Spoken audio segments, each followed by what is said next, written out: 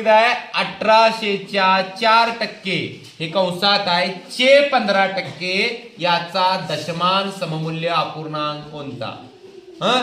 उत्तर काढायचं आहे ते उत्तर दशमान पद्धती म्हणजे दशांश अपूर्णांकातलं कोणतं आहे ते आपल्याला बघायचं आहे. उत्तर काढूया बघा 1800 चे असेल तर गुणाकार करायचा. 4% म्हणजे 4/100 एवढं काढूया. नंतर पुढचं ते बघूया. काय येणार? हे गेलं 18 चोक 72 आलं. आता इथं काय बघा परत या कंसात चे 15% म्हणजे इथं घ्यायचं. हे उत्तर हे आलंय चे 15% म्हणजे 15/100. मग काय येणार बघा उत्तर 72 गुणिले 15 करायचं छेद 100 करायचं. 72 गुणिले 15 करूया. छेद 100 का घेतलाय मी? दशांश अपूर्णांक व्यवहारी अपूर्णांकाचं दशांश रूपांतर करताना दशांश अपूर्णांकात 10 छेद असला तर दशांश, 100 छेद असला की शतांश. शिकलाय का नाही तुम्ही?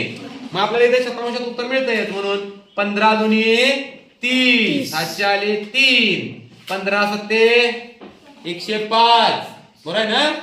आणि 3 108 छेद 100 आहे तसाच. आता माहित आहे काय करायचं?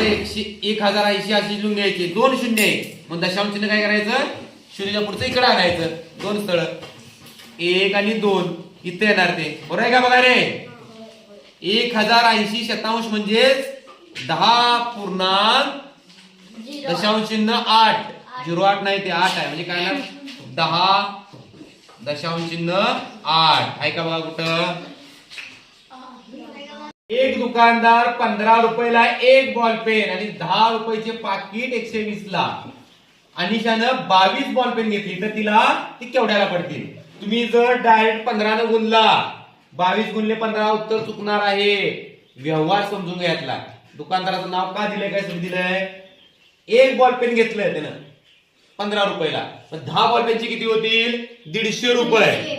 मात्र दुकानदार काय करायला? जर 10 बॉल पेन एकदम घेतली एक पाकिट घेतलं तर तो कितीला द्यायला आहे? 120 ला द्यायला. म्हणजे 30 रुपये सवलत द्यायला का नाही त्याला? सुट्ट घेतलं तर 15 रुपयानं आणि पाकिट घेतलं तर 120 ला. हे लक्षात ठेवा. मग हिला गणित पुढचं बघूया. 22 बॉल पेन घेतली तिनं. 22 घेतली म्हणजे काय करणार ती?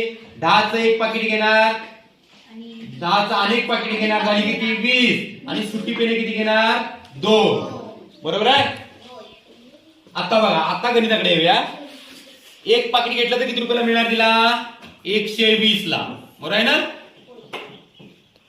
दुसरं पाकिट 120 ला. आणि 2 पेनाची किती होणार? सुट्टी घेतल्यामुळे 15 गुणे 30 रुपये.